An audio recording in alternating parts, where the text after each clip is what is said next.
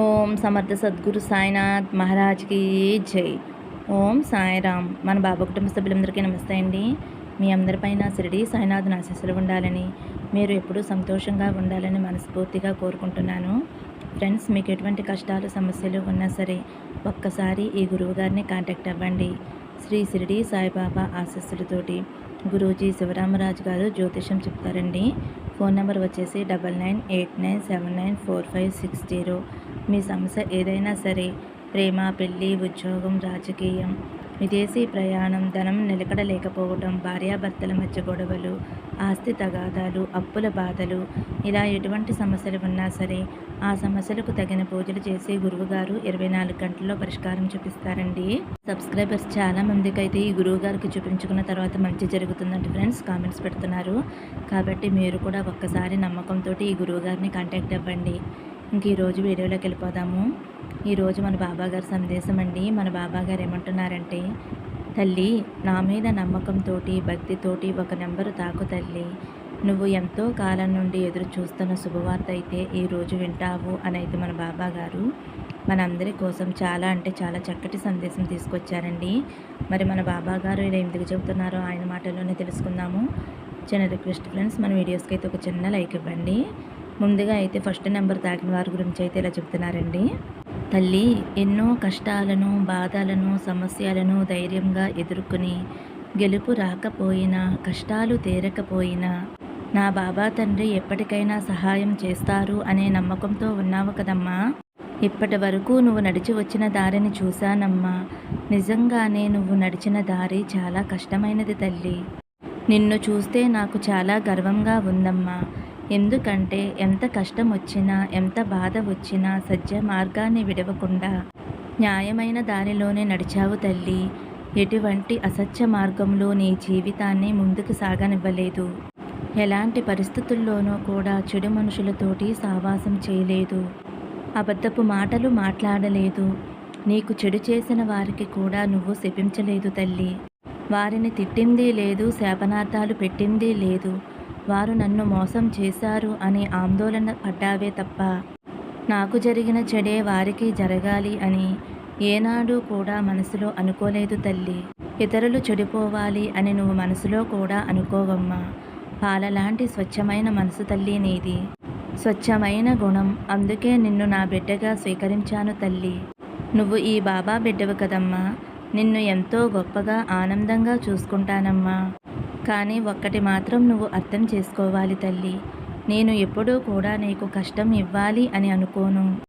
అనుభవాలు మాత్రమే ఇవ్వాలి అని అనుకుంటాను. నా వల్ల కాదు బాబా, నేను తట్టుకోలేకపోతున్నాను.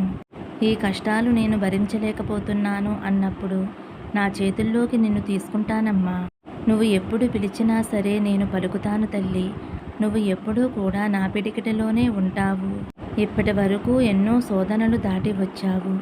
ఇక నీ కన్నీరు, బాధ, దుఃఖం అంతా కూడా ముగిసిపోయింది తల్లి. నేను ఎప్పుడూ కూడా ఒకే మాట చెబుతున్నాను, కొంచెం ఓపికగా ఉండు తల్లి అని. కానీ నేను ఓపిక పట్టి ఉండలేకపోతున్నాను. నా జీవితంలో మంచి మార్పు వచ్చే తీరాలి. ఇప్పుడు నేను అనుభవిస్తున్న స్థితి మారే తీరాలి. ఇక నా మనసుకి, నా శరీరానికి ఓపిక లేదు బాబా అని నీ బాధను నా దగ్గర చెప్పుకుని బాధపడుతున్నావు కదమ్మా. నేను విజయాన్ని చేరే తీరాలి. అందుకు నీ సహాయం కావాలి బాబా అని నన్ను పట్టుపట్టి కూర్చున్నావు కదమ్మా. నువ్వు చెప్పింది నిజమే తల్లి. నువ్వు చెప్పినవన్నీ కూడా నేను ఒప్పుకుంటాను. నీ జీవితంలో తప్పకుండా ఒక మంచి మార్పు రప్పిస్తాను. నీ జీవితాన్ని ఎంతో గొప్పగా మారుస్తానమ్మా. అందరూ ఉండి కూడా అనాథలా ఉంటున్నాను బాబా అని నువ్వు అనుకుంటున్నావమ్మా. విలువ అందరికీ తెలియచేసి అందరిలోనూ నిన్ను ఒక గొప్పదానిలా నిలబెడతాను తల్లి. ఎవరైతే నిన్ను అర్థం చేసుకోకుండా నిన్ను కాదు అని వెళ్ళిపోయారు, వారే నిన్ను అర్థం చేసుకుని నీ కాళ్ళ దగ్గరికి వస్తారు బిడ్డ. నువ్వు ఏమి సాధిస్తావులే అన్న వాళ్ళ దగ్గర నిన్ను గొప్పగా ఎదిగేలా చేస్తానమ్మా. అందరూ ఆశ్చర్యపడేలా నిన్ను నిర్లక్ష్యం చేసిన వారి ముందు అందనంత ఎత్తులో నిలబడతాను తల్లి. ఇప్పటి వరకు ఎదురు చూసిన దానికి మంచి ఫలితం దక్కబోతుంది తల్లి. జరిగిపోయిన గతం గురించి వదిలేసి రాబోయే సంతోషకాలం గురించి ఆలోచిస్తూ సంతోషంగా ఉండమ్మా. నీకు గజకేసరి యోగం పట్టబోతుంది. ధనానికి కూడా ఎటువంటి లోటు లేకుండా ఎంతో ఆనందంగా సంతోషంగా ఉంటావు తల్లి అని అయితే మన బాబాగారు ఫస్ట్ నెంబర్ తాకిన వారి గురించి ఇలా చెప్తున్నారండి. ఇప్పుడు రెండవ నెంబరు తాకిన నా బిడ్డ ఎవరైతే ఉన్నారో, తల్లి నీకోసమే ఒక శుభవార్తతో వచ్చాను. కాదు అని నన్ను వెనక్కి పంపవద్దమ్మా. నీ మనోవేదనకి మందే లేదు. దేని గురించి తల్లి అంత మదన పడిపోతున్నావు? ఈ లోకంలో కష్టాలు సుఖ సంతోషాలు ఇవేవీ కూడా శాశ్వతం కాదు అని నీకు తెలుసు కదా. నా కూడా ఎందుకు తల్లి ఆలోచనలు, అనవసరమైన ఆలోచనలు? ఎవరో నిన్ను చూసి ఏదో అనుకుంటున్నారు, అలాగే నిన్ను చూసి హేళన చేస్తున్నారు అని ఎంతో బాధపడుతున్నావమ్మా. వారికి సరైన సమయం అంటూ వస్తుంది. దానికోసం నువ్వు వేచి చూడటమే తల్లి. నువ్వు ఓర్పు సహనంతో ఉండమ్మా. ఎవరైతే నిన్ను హేళన చేస్తున్నారో, ఎవరైతే మాటలతో బాధ పెడుతున్నారో వారు తప్పకుండా శిక్ష అనుభవించే తీరుతారు. అందుకు నువ్వు బాధపడవలసిన అవసరమే లేదు తల్లి. నీ అంత మంచి మనసును వారు బాధ పెడుతున్నారు అంటే వారికి తప్పకుండా కాలమే సమాధానం చెబుతుంది. పాప పుణ్యాలను డిసైడ్ చేసేది కాలం. కాలానికి విపరీతమైన జ్ఞాపక శక్తి ఎక్కువ.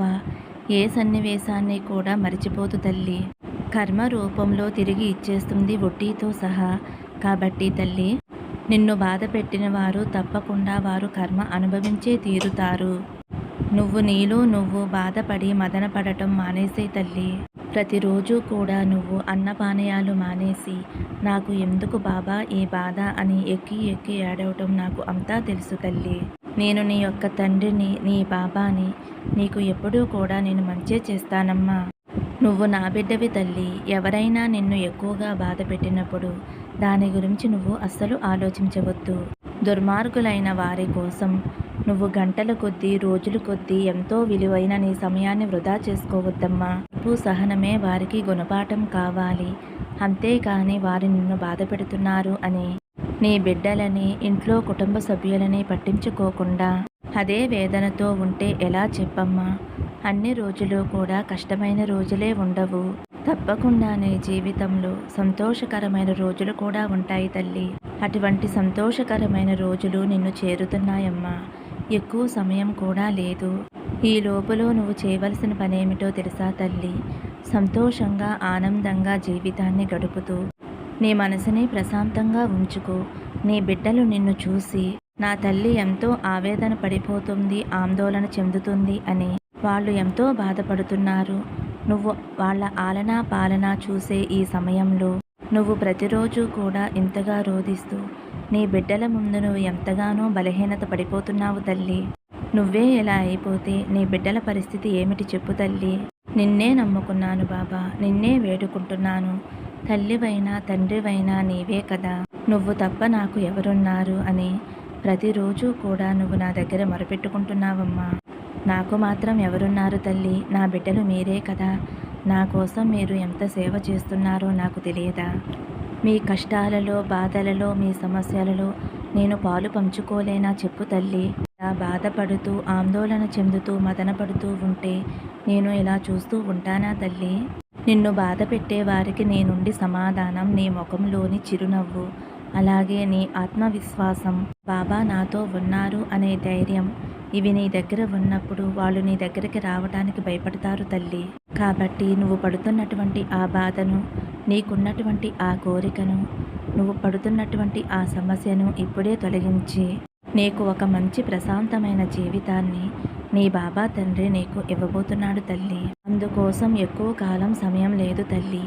దేనికోసమైతే నువ్వు దుఃఖిస్తున్నావో దానికి తగ్గ పరిష్కారం తప్పకుండా దొరుకుతుంది తల్లి. కాబట్టి నువ్వు బెంగ పెట్టుకోవలసిన అవసరం లేదు.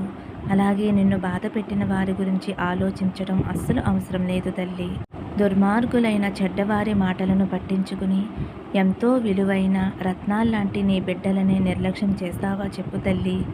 బాధపడేవారు ఉంటే బాధ పెట్టేవారు ఎప్పుడూ ఉంటూనే ఉంటారు. కాబట్టి నువ్వు ఎప్పుడైతే ధైర్యం, ఆత్మస్థైర్యంతో ఉంటావో అప్పుడే ఆ సమయంలో వారికి తగినటువంటి గుణపాఠం చెప్పగలుగుతావు. భక్తులు ఆహారం కూడా తీసుకోకుండా నా దగ్గర రోధిస్తూ ఉంటే నీ తండ్రినైనా నేను చూస్తూ ఊరుకోనమ్మా. నిన్ను బాధ పెట్టిన వారికి తగ్గ గుణపాఠం చెప్పే తీరుతాను తల్లి. వారి ముందు చక్కటి చిరునవ్వుతోటి తిరగటమే నువ్వు వారికి చెప్పేటటువంటి గుణపాఠం. అందుకు కావలసిన మనసుకు ప్రశాంతతను, ఆత్మవిశ్వాసాన్ని నీ బాబా తండ్రి నీకు ప్రసాదిస్తాడమ్మా. నీ సాయి తండ్రి ఎప్పుడూ నీతోనే ఉంటాడు, ఎల్లప్పుడూ నీ పక్కనే ఉంటాడు అనే విషయాన్ని తెలుసుకుని ఎల్లప్పుడూ సంతోషంగా ఉండు తల్లి అని అయితే మన బాబా గారు 2వ నెంబర్ తాకిన వారి గురించి ఇలా చెబుతున్నారండి. ఫ్రెండ్స్, ఈరోజైతే మన బాబా గారు మంచి సందేశం అందించారండి. ఈ సందేశం నచ్చితే ఒక చిన్న లైక్ ఇవ్వండి. సర్వే జన సుఖినో భవంతు. సమస్తం సద్గురు సాయినాథ అర్పణమస్తు. శుభం భవతు. జై సాయిరామ్.